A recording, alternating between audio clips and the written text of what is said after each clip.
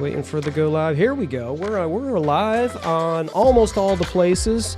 Ladies and gentlemen, welcome to Dealcasters Live. We're on all the tubes except for Amazon. We gotta wait. We gotta wait a little bit. They make us wait, but it looks like we're ready on Amazon. So Jim, and welcome to Dealcasters Live. And the gorgeous gentleman on the right-hand side of your screen is the one and only Jim Fuse of Fusion Marketing, doing marketing the Marine Corps way. Jim, how are we doing today? I'm doing great. It's been a good week. We were having a little sports talk, earlier pre-show, and I'm actually think Washington has a chance, and they played well against the Ravens. Your Lions have been impressive. I especially loved their game this past week. I could sleep like a baby knowing that the Cowboys got crushed. I really appreciate that, Chris. Anytime you guys want to play Dallas like that, It was bittersweet. It was bittersweet. Our star defender, Aiden Hutchinson, went down for the year, so that's a bummer. But we did beat this team that plays, I think they play somewhere in Texas, although they haven't been really playing in Texas, the Cowboys. And Scott Ayers, who's in the house, Livestream Labs, who is kind of sort of making fun of my hot pink mic, but I gotta stay on brand, Scott, and so and brand is going to be a big part of the conversation today. But thanks for joining us, Scott. Great stream earlier today. We also have Richard in the house. Hey y'all, thank you for that. Thank you for joining us And Richard's joining us on YouTube, not Amazon. So if anybody is watching on all of the tubes, except LinkedIn, we got a failure on LinkedIn. Thanks, LinkedIn. We actually have a huge LinkedIn influencer advocate here for LinkedIn, and for whatever reason, LinkedIn just decided, nope, you're not going live on us today. But that's okay. We're going to take it and put it up there later. And Scott is guaranteeing a win. He's Joe Namathing a win for his Cowboys this week. I don't know, Scott. I don't know. Are they playing Cleveland? Oh, well, in that case, whatever. But those of you who are on any of the tubes, YouTube, Facebook, we're on all the tubes right now. If you want to go over to Amazon, and you should, because our guest, who's coming up here in just a minute, Dave Polykoff, his podcast is in the carousel, but so are all of the tools that he uses when he works with tons of these huge companies to work on their personal brand. So, but he also works with people like you, people who are entrepreneurs, solopreneurs, small business owners, and our audience. So you definitely want to tune in. And if you want to go over to Amazon, we make it easy for you. Just go ahead and type in dealcasters.live in your browser. That takes you right over to Amazon, where the cool people like Scott Ayers, who says they're on a bye week, which is why he's guaranteeing that they won't lose. There we go. And bye week, Cleveland, same thing. The good Dr. Hicks is in the house, focused on you. Thanks for joining us, James, and we appreciate you and Richard and Scott and everybody here who is in the house. I did notice a little gleam in your eye, Jim, because when your football team is doing well, there's just something special about Jim Fuse. But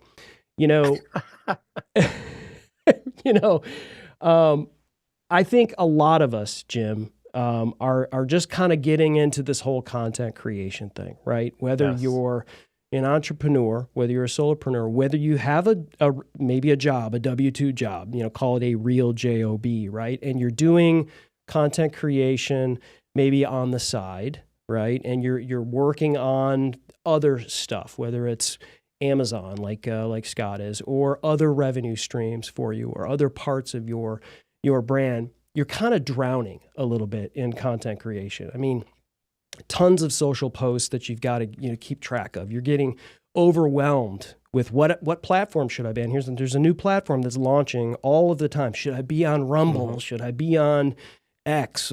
X is charging me right now. All of these things can get really confusing. And then when all of that's happening, you kind of get frozen, just like you get frozen with tech, right? Like, should I have this camera? Should I have this microphone? Should I?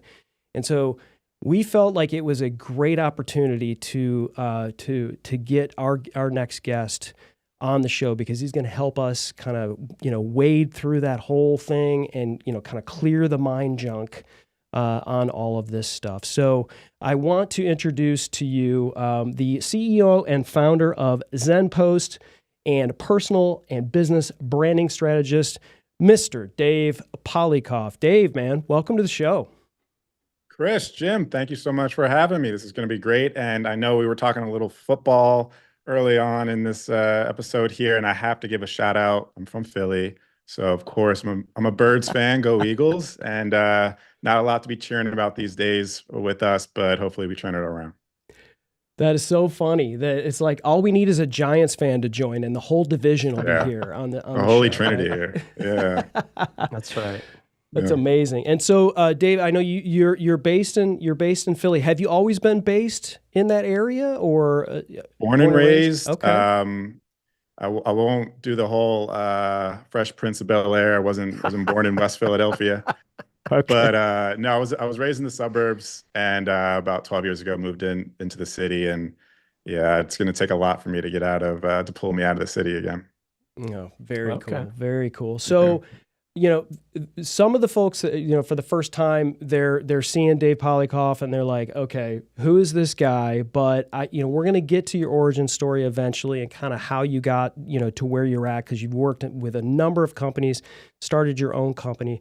But I wanted to just maybe start off, right here and kind of talk about, because when people hear personal branding, they immediately might think logos. They might think fonts. They might think colors. When you see Dealcasters, you're seeing like, shiny objects and like everything is a certain color and a certain font.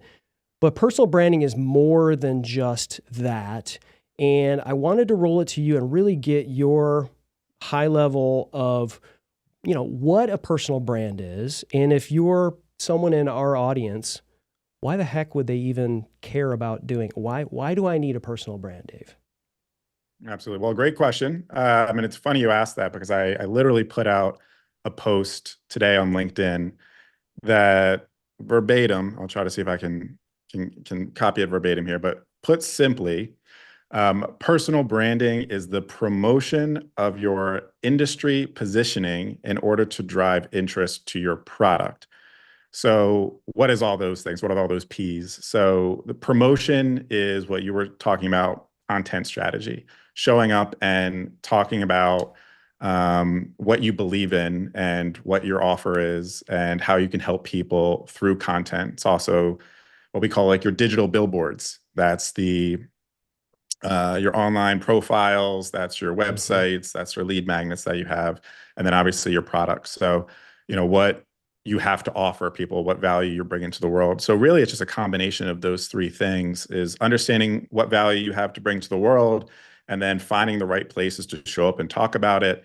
And, you mentioned a brand logo. What I like to say is that your profile picture is your personal brand logo. So in a sense, there are some concepts of logos and personal branding, but I really think just your mug is really what your logo is.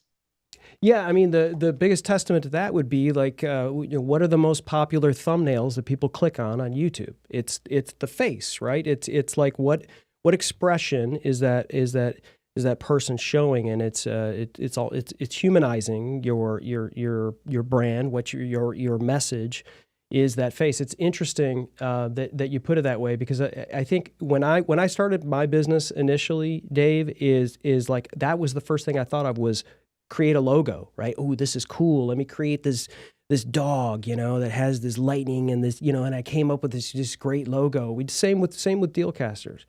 But it never really resonated with people until we really started showing ourselves in this and with live video. So speaking of live video, how do you work with companies and kind of encourage them to do lives, showing up as themselves, or vice versa? So live video can be pretty nerve-wracking. So really what we start with is trying to get you comfortable in front of the camera, even if it's just you recording alone in your basement or wherever, and you feel comfortable and safe, and you're able to record a quick talking head video. A lot of people don't feel natural on camera by default. They also don't understand like the equipment and the lighting and the backdrop to use, and they get a little too much in their head. So I would say definitely live video is something to work yourself towards. But if you're just starting out, you're still kind of workshopping what you want to say, how you want to show up, the best way, your best foot forward on camera. And sometimes the best way to do that is just to get the reps in with a pre-recorded thing where you can go back to the editing, the chopping block, and edit things and make you sound and look better and build your confidence. And then eventually, yeah, definitely live is great. Live is a big thing right now on every platform. Unfortunately, LinkedIn's not working, but I know, LinkedIn is really great for live, YouTube, and now Amazon is just a really great opportunity, not only to get distribution, but also monetize, through some of the products as well. Yeah. And Dave, I think the other thing too that I find interesting is even when you see these people that are doing video, it's like, do you feel like they need to get work towards that perfect take? Or do you think just like, even if it's recorded, is being more yourself and it's okay, you got some ums and ahs and it's not completely polished? I mean, what do you kind of think people need to do? It's an interesting time right now where the pendulum swings back and forth on this, and it really depends on the channel. So on Instagram, it's more of a polished channel, right? It got its start based on photos with filters on it because it wanted you to feel comfortable and confident in the picture that you were posting. Right. And it's just kind of taken that that vibe ever since, right? It's the reels that are being published are a little bit more polished, edited. You're showing up in kind of your best Sunday best. While TikTok, on the other hand, is a little bit more freeform, authentic, if you will, a little bit more like walking and talking with your iPhone, or just kind of like sitting down on your couch and propping up your iPhone. So it kind of depends on the channel. You can have the same type of video, or you want to say the same thing, but potentially even recorded in two different ways, because one just kind of performs better on the other, just based on the demographic and what people are used to on that channel. So depending on where you're focused, I would say that's going to dictate maybe your video editing style. I'm big on LinkedIn right now in terms of where I'm focused for content creation, and I take a little bit more of a polished approach, but I'm also going to start doing a little bit more of the unedited, just kind of free form, click record and just record myself without much editing style. I'm going to test that and see how that is on LinkedIn. But it definitely comes down to the channel, and then also just like how your brand identity is, and who your target market is. If you're selling, $1 million financial packages, you might want to come off a little bit more polished and, maybe not wear the fitted hat and the t-shirt in your videos, and have that button up suit and leave out the ums and ahs because you want to sound confident in what you're talking about. But if maybe you're just like a fitness trainer and you want to show your personality and all that, maybe leaving in the ums and ahs and the quirks is better for you, because that's going to be how you're going to be in real life anyway. Do you feel like sometimes when you're working with companies and they want to be in lots of places, like we need to have an Instagram profile, we need to have a TikTok, we need to be on Pinterest, we need to be on Facebook, we need to be kind of everywhere, at least having real estate there. So you got to put content there. Do you ever recommend like taking, say, a vertical piece of content that can land in those places? In other words, it has the right sizing and the right time, and just kind of like put that one piece of content in all the places, see what resonates, and kind of go, okay, we're gonna go here with that type of content, as opposed to just spraying it and praying kind of thing. What's been your experience with content like that? If you're going from 0 to 1, where if you're a listener today, coach, consultant, solopreneur, and you want to start a personal brand, you haven't been showing up with content, and you want to start creating content and publishing, the number one thing to first do, besides a whole process that I have, but if you're going to publish content anyway, it would be to choose just one channel and dominate that channel. And I say that it's kind of like a boiling pot. You wait for that water to boil over, and then as soon as it boils over, then you start boiling the second pot. Because you really want to kind of stake your claim as an authority somewhere first. Make sure you're dominating that channel. Make sure if you're a coach consultant and you rely on leads and clients, you want to make sure you're making money, because the spray and pray method is like, I hope something's working, right? Versus like, I'm going to go all in, putting all my chips on LinkedIn or something. And, hell over high water, I am going to make sure I dominate LinkedIn. That's where you want to focus, especially because each channel, as I mentioned, has its own unique requirements. It's some channels you can only upload up to like 1:30 video. Other channels can be 10 minutes, and some channels have different settings when you're publishing a post that you can do. You can add audio, some you can't. You can add a cover photo for some. And to try to keep up with each channel's requirements and vibes, again, TikTok versus Instagram, you're going to spread yourself too thin. You're going to be banging your head against the wall.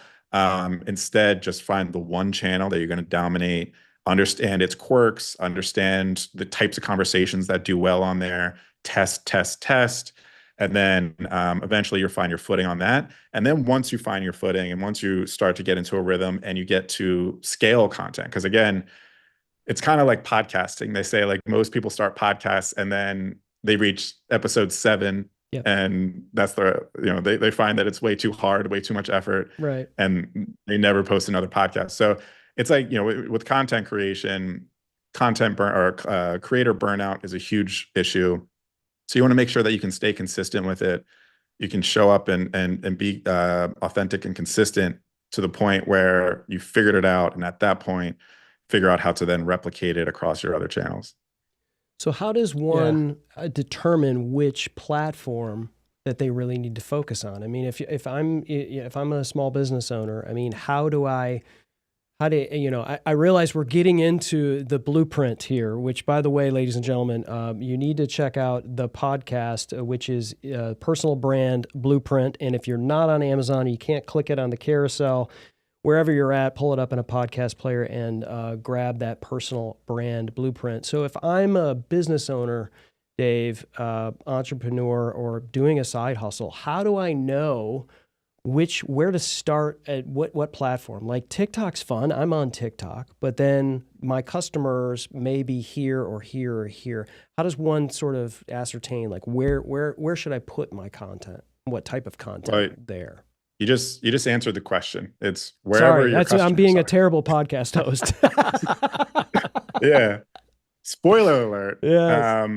No. The answer is it's where your customers are, your clients.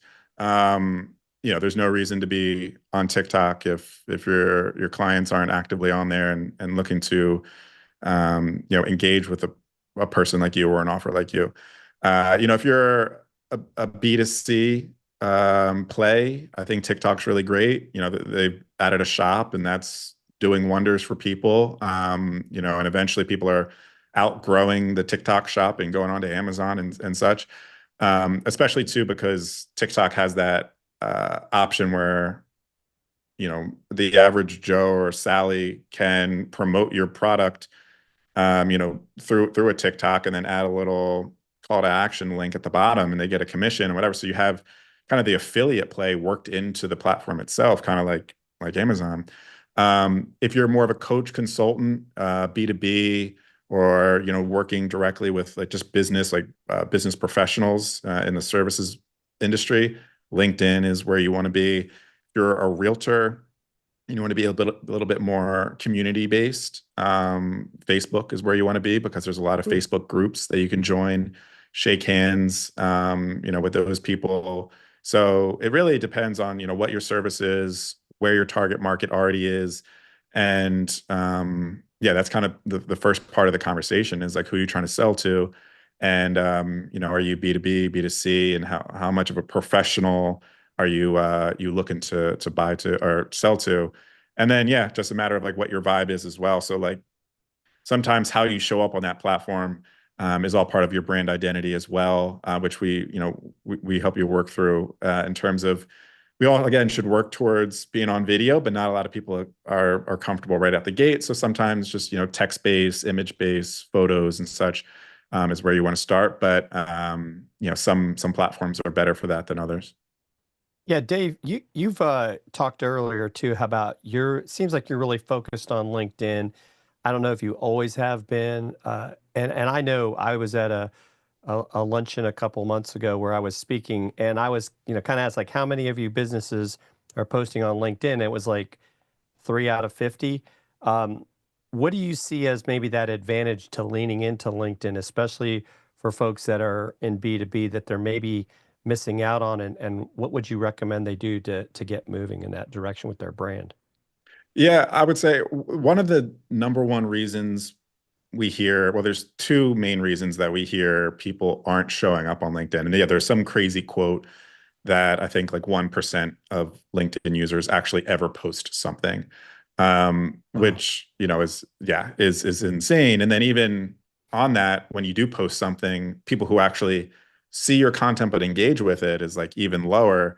So it's one of those things I always tell people, like, even if you're not getting engagement, it doesn't mean it's not being effective. But in any case, yeah, and I think the two main reasons that we hear why people don't post, one is people have a negative connotation with social media. I think the like millennials, whatever's above millennials and the boomer demographic, whatever, basically, that generation, we've grown up on social media, and it's for better or worse, played a large part in our lives, and we've kind of somewhat gotten jaded by it in some cases. In other cases, it's changed people's lives for the better.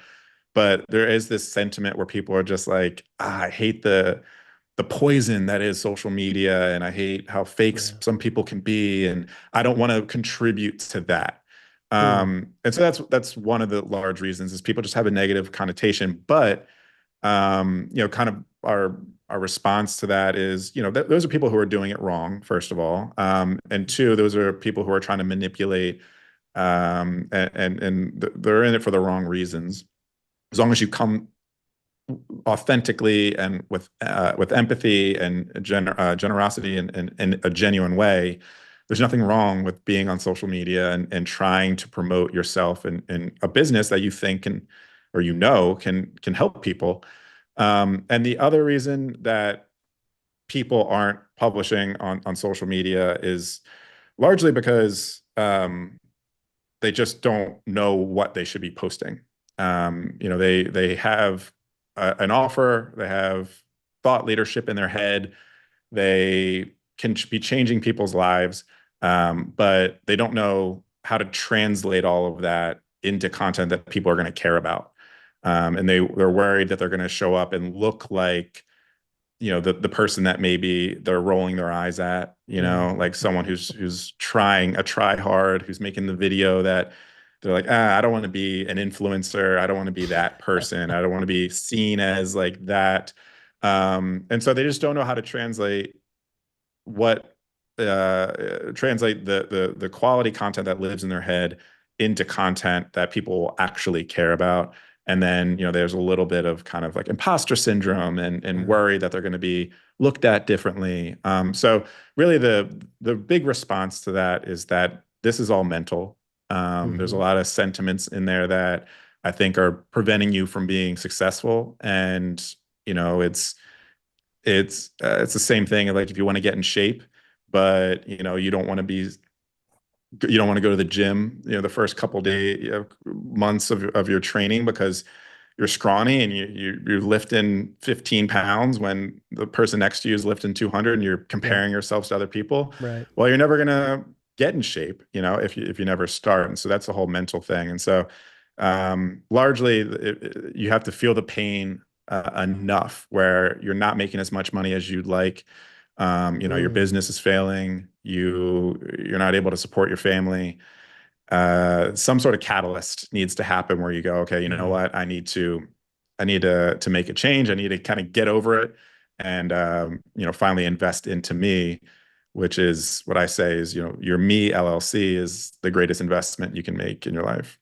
I love that. I never really thought about it like this, Dave, is that, we talk about this all the time. A lot of people talk about this stuff all the time. And that fear of the camera, right? Or the not understanding the tech, right? All of that stuff. But you talked about it initially, and you said that there's a lot of people that look at people who are creating content and go, I don't want to do that. Like, I don't want to be that kind of person that I don't like to see. And I think that's a huge thing. A lot of the clients I work with, it's like I'm not on TikTok. And I'm thinking to myself, but if your audience is there or potentially there, like, it doesn't matter if you like it or not, right? I don't really like TikTok, but I know that we've gotten some business from there, and what we do is some of it live selling. So there's a connection there. So how do you work with someone to kind of bridge that gap of like, listen, I don't like it, so I don't want to be there. But you have to, explain to them, like, listen, if you want your brand to be extended because your clients, your customers, your prospects are here, how do you get them through that? To be honest and truly candid with Sure. you, we don't work with those people because they're not ready to do the work. Yeah. Okay, I love it. Yeah, it's like someone, again, to use the fitness analogy, it's like you're a personal trainer and someone wants to sign up for personal training, but says, I don't want to do push-ups and sit-ups and whatever. Okay. Yeah. Okay, then you can't come here. Like, I don't know what you want to do. I don't want to do leg day, right? Yeah. You came to me because you have a problem. I'm giving you the blueprint on how to solve that problem. If you want to be successful, you will follow it. And there might be some complaining, but do it in the shower, away from me, kind of thing, right? So yeah, it's again, it goes back to the mindset where it's like you need to have the pain needs to be so large that the little voice in your head saying, but I don't want to do that. I don't want to get up early and run the mile, right? It blocks it out. Because you're here to make a change. You're here to, solve people's problems. And, it's a selfish thought to think I'm not going to do the work because, because I don't feel like it, or I feel icky or whatever, when that's just, it's self-doubt is getting in your own way. And again, if you're knocking on my door because you want to make a change, it means whatever you're doing right now isn't working. So you need to do something different to see different, and that means doing some things that maybe you usually aren't you're usually not doing, and that's why you're going to be successful. But if I was to then kind of walk them through it, all that aside, I think again, it comes down to the idea that people don't want to be the icky version of what they see online. And that's the number one thing that we start with, is to make you feel comfortable. We start with an interview process with our client where we understand who you are at your core, at your essence. Like, what is your vibe? What are like the little traits and quirks about you that make you, that are going to make you authentic? And we provide that back to you. Because one thing is, it's easy to have negative thought and go, I can list 15 things I hate about myself. But it's very difficult to list out the things that you love about yourself or that other people love about you. It's tough to be self-reflective in that way. So you do need someone to go, listen, after the time we've spent together, here are the things that are going to make you successful when you show up on camera, because I love when you do this. You have a great sense of humor and great sarcasm. Like, lean into that. So we put that together in a brand profile, in a brand identity, and we provide that back to you and say, here's how you're going to feel most comfortable in your content and most authentic. And when you understand, okay, I can show up naturally and lean into the things I already do naturally or authentically, and I'm speaking my truth, right? You're not lying about, you're not a snake oil salesman trying to pitch something you don't believe in. Then if all of those stars align, you shouldn't feel icky about anything, right? And you don't have to do it the way maybe some of the creators you're seeing, or even your favorite creator, how they're doing it, because that's how they're doing it. We want to find the way that is going to be natural for you so that you stand out in your market. So it's just a matter of people getting just a bad sentiment because they're seeing the ways that they don't want to do it, but they haven't figured out the way that they should do it. And that's, step number one for us. I love that you were like, well, to be candid, we don't work with people like that. It sounds that's the classic, like, hey, we've had some bad clients, in the past, so we've learned that we don't work with those people. It's a waste of everyone's time. That's then, right. We're not going to get you're not going to get the results you want. And it makes us look bad. It's going to be a waste of your time and money. So let's just come back to us when you're ready. You talked about, in a little bit of comparison, like, some of your favorite creators, and we have influences, right? I have a ton of, people that, and I'm sure you're a creative person. You have people that you subscribe to and have influences. And I think a lot of times when people are starting in content creation, they go, well, there's already a podcast. There's already like 100. I can name 50 podcasts that talk about the same thing, right? Or I can talk about, or like they're saying the same thing on this TikTok channel, or on, like this is the same kind of thing. Talk about, if you would, how you would work with someone that is stuck there. Like I have, I know who my prospect is. I know where I should put my stuff.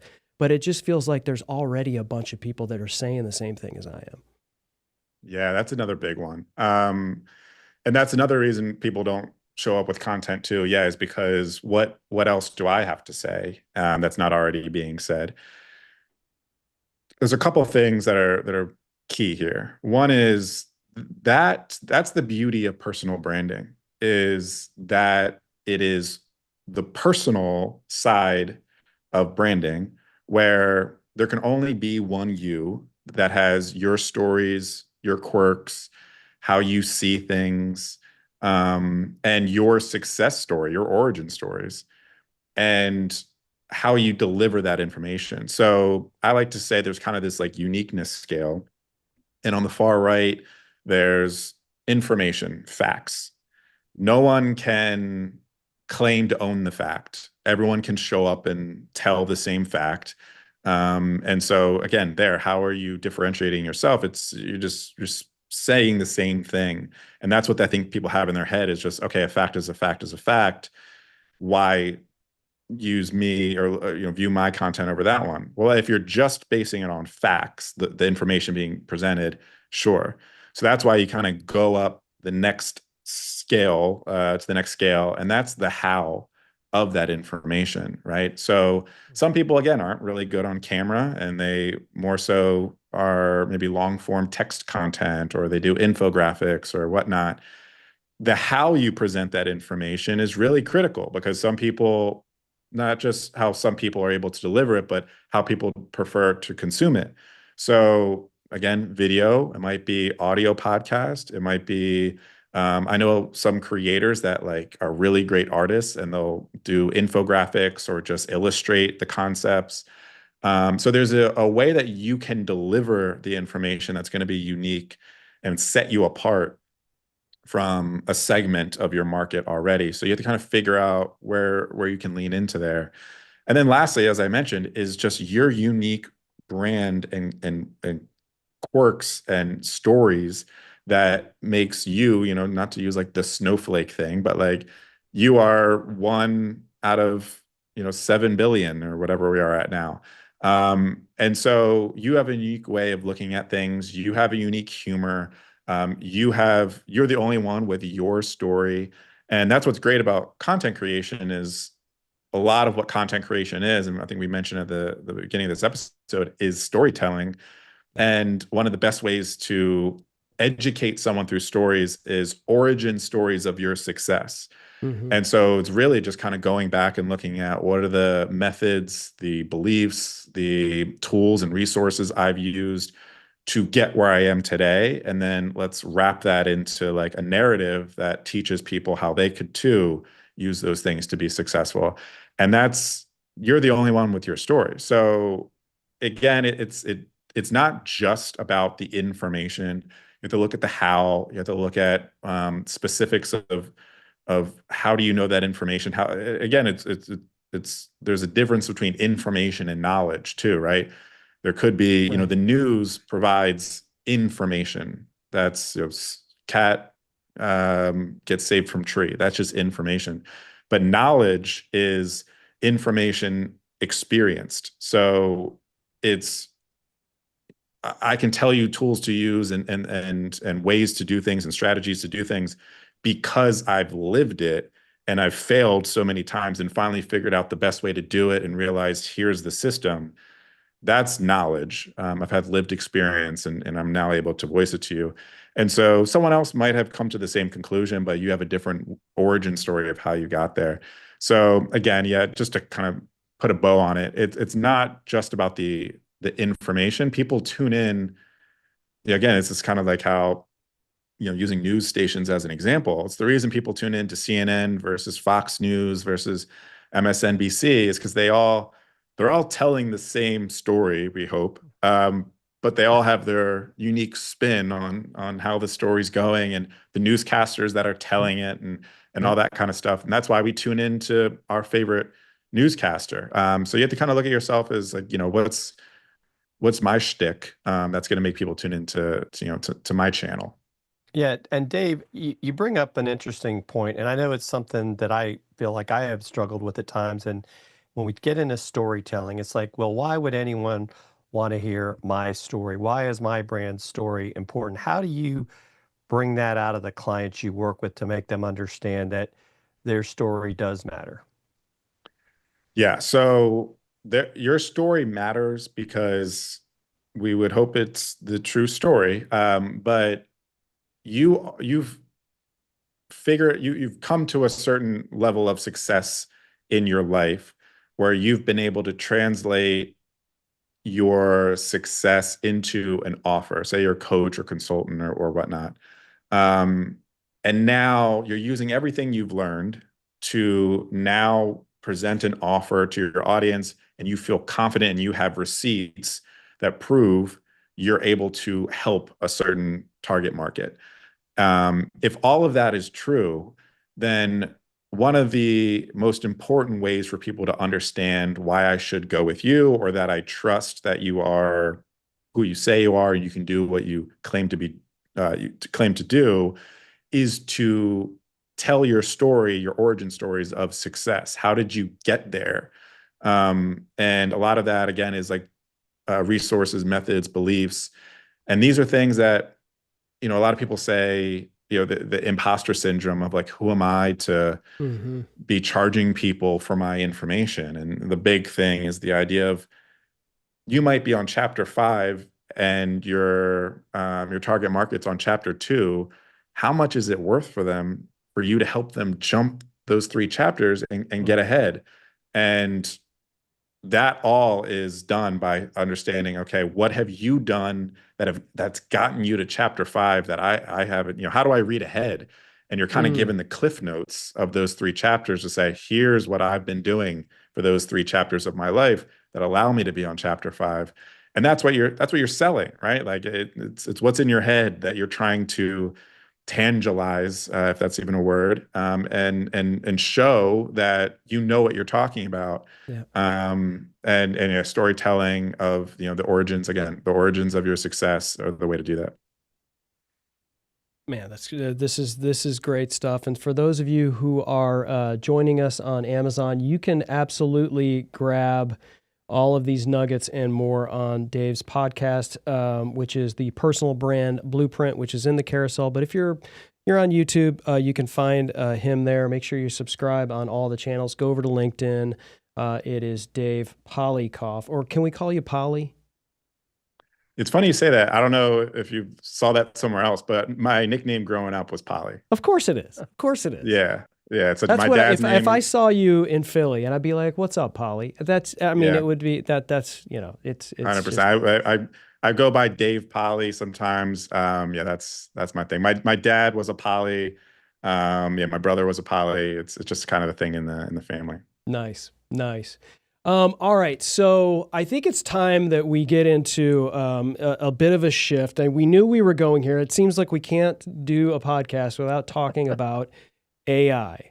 And we have our thoughts on AI for sure. And of course, it is every day wake up, open up your computer, and there's 50 new AIs for that, right? That can do this, that, and the other. And I'm sure in your space, not just for content creation, but for lots of other things. You're not just using ChatGPT, but a ton of other things to do. That help you in your not just in your workflow, but I kind of wanted to find out from you, like, what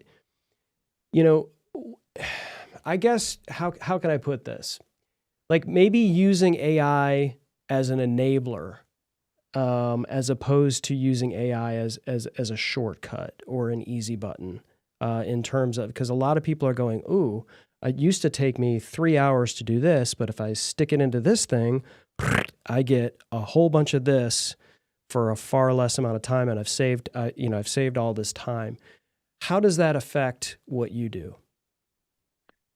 I love it because we've seen time and time again, people rely too much on AI in personal branding. Largely, we see it in like the SEO space too, where they just pump out couple hundred AI generated articles and throw it into a website, and they'll post on social media like, look at the traffic that's coming to my website. It's all AI content, and then you give it 3 months, and then that line that went up and to the right is now going down and to the right.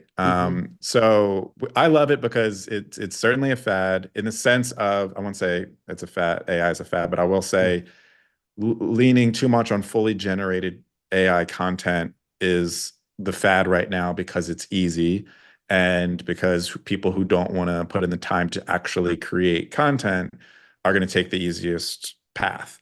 Right. So I totally get it. But people then come to us when they realize that content's not working. And it's very easy to kind of to audit and spot why. So yeah, I mean, to your point of like how to utilize AI in your workflow, the number one thing I say is that it acts as the smartest person in the room for you at all times. So when you are creating content, or if you want to think about, you have the blank page, the blinking cursor syndrome, and you don't know what to talk about, you can ask your friend, AI, and say, what are some topics you think I should talk about? And it will spit some out. And then you start, you want to say, all right, well, what are some like good industry case studies or examples that I can use for that concept? And it will do the research quickly for you or whatever.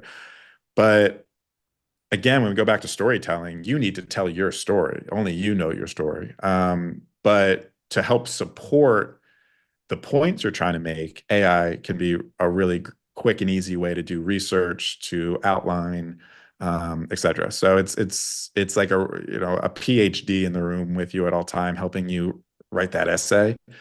But it shouldn't write the essay for you. That's the thing. And the other thing I say with AI is it does it reduces a lot of the tedious work for you in some cases. I use it a lot when it comes to things like podcasting, and afterwards trying to find the really interesting parts of the podcast.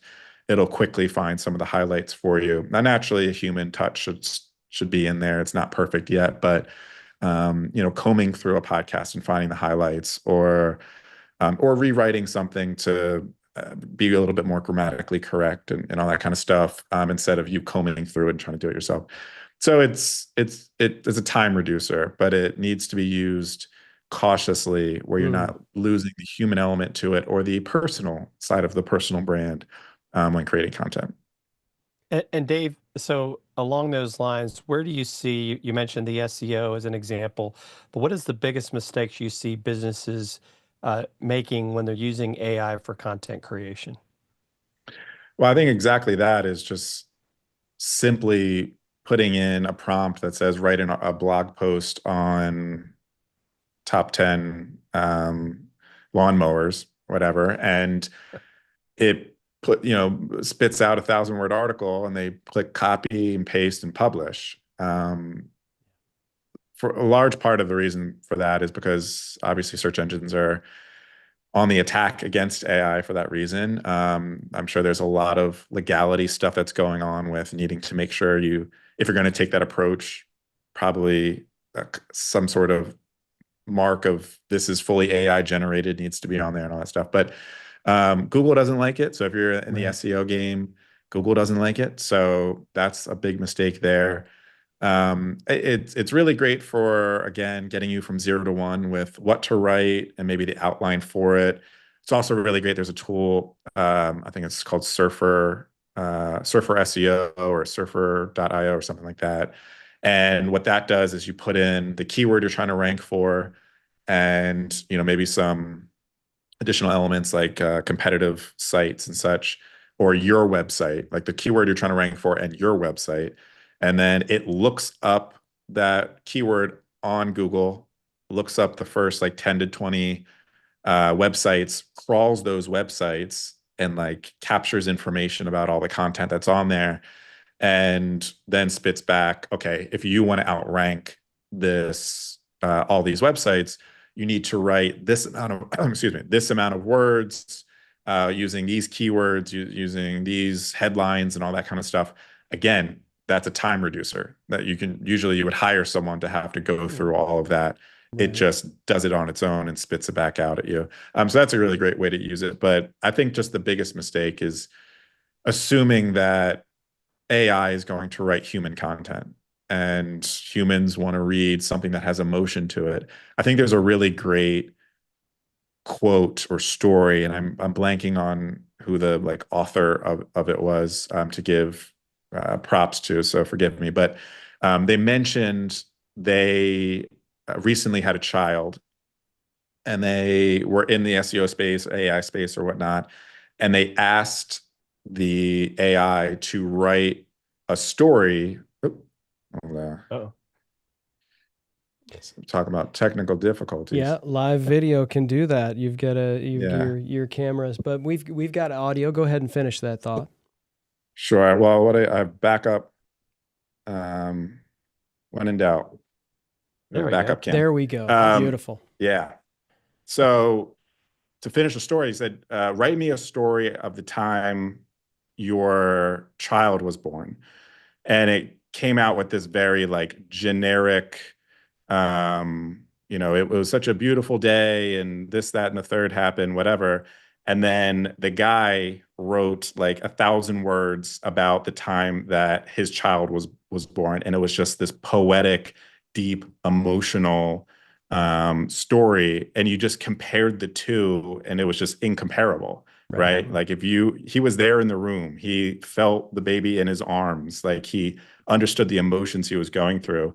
And if you were to, put that when it comes to copywriting and sales landing pages and just any content that's looking to persuade a human, you need to understand what those emotions are in order to put it into your content. And AI is only trying to pretend to know, based on other content that's out there, what it believes a human feels. And it's just maybe one day it'll be able to do it, and Elon's robots will be just walking amongst us. But as of now, that's not happening. I love the analogy of treating it like it's the smartest person in the room. And I started to write that down, and then you started talking about, I like to use it because I can take a podcast and then I could find something, a nugget in the podcast, and I was like, why am I writing it down? Right? Why am I taking the time to my brain writing the words when I can continue to listen to Dave Polykoff talk about how he uses AI? And I think that's a fantastic mindset, I think, for people to look at it and go, listen, I work a lot, Dave, with sales trainers. I produce their podcasts and their shows. And they all say kind of the same thing as it relates to what we're talking about here. And generally, I'm paraphrasing, but generally they say, everybody's kind of selling the same thing, right? Generally, like, yeah, there's this software does this software does this, or this widget does this widget does this. They're all selling the same thing. The only difference between what you're selling and somebody else is selling is you. And I think, that analogy fits so well into what you're talking about is like, I look at like when I put a prompt into ChatGPT about, something, that I want to create in terms of content, I automatically think this is something somebody else wrote.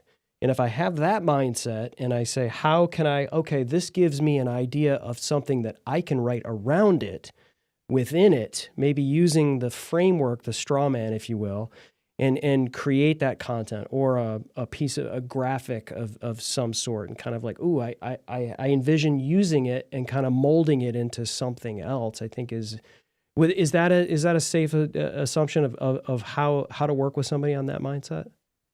Yeah, and it's a great point because it makes me think of times where I've put in prompts in ChatGPT and it's try to inject some humor into the content, and like an AI's humor isn't my humor. Right. So I wouldn't, going back to the concept of like not wanting to look cringy online, like I don't want AI, telling knock jokes in my content. It's just not, it doesn't have my humor, right? Terrible sense of humor, right?